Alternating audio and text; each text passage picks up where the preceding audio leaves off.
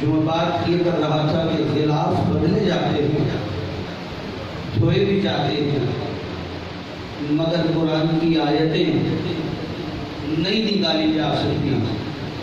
یعنی خاندان اور اسحاق. بڑی توجہ چاہتا ہوں، 2 جملوں میں نے مائک چھوڑ دینا ہے. صحابہ جتنی بھی قربت میں ہوں وہ رضی اللہ تعالیٰ عنہ ہیں، اور آل علیہ السلام ہے، کیونکہ قدموں میں بیٹھنے والا صحابی ہے اور کندھوں میں بیٹھنے والا آل ہے. اگر میں اس کو کھول سکوں تو میں یوں کھول کے بتانا چاہتا ہوں. کوہ طور سے میں نے بات کا آغاز کیا تھا اور کوہ طور کے بات کو سمیٹ رہا ہوں. تمہیں اپنا کوہ طور مبارک ہو. کوہ طور والے موسیٰ کو اللہ نے ایک امتحان میں ڈالا، اور اللہ نے جب دریا کے کنارے پہ لا کے کھڑا کیا تو فرمایا موسیٰ عصا مارو دریا میں. موسیٰ نے عصا مارا، راستے بن گئے. 12 راستے بنے، موسیٰ گزر گئے. فرعون بھی وہی کرنے لگا، راستے نہیں ملے. میں روک کے توجہ یہ دلانا چاہتا ہوں کہ منزلیں رہبروں سے ملتی ہے، راستوں سے نہیں ملتی. اللہ جانے کون سمجھ گیا اور کوئی نہیں سمجھا. منزلیں رہبروں سے ملتی ہیں، راستوں سے نہیں ملتی.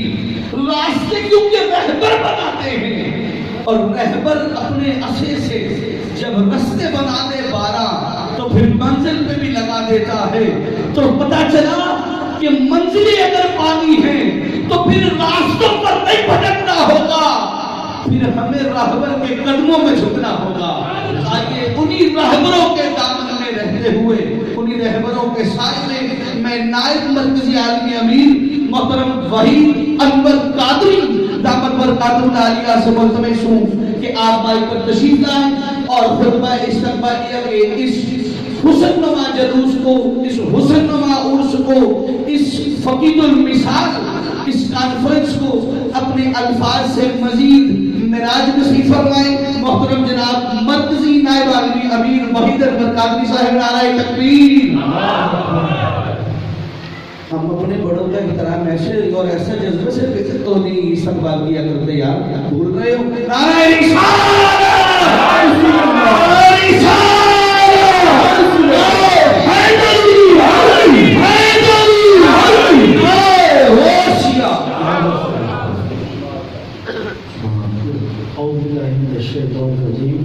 بسم اللہ الرحمن الرحیم. السلام علیکم ورحمۃ اللہ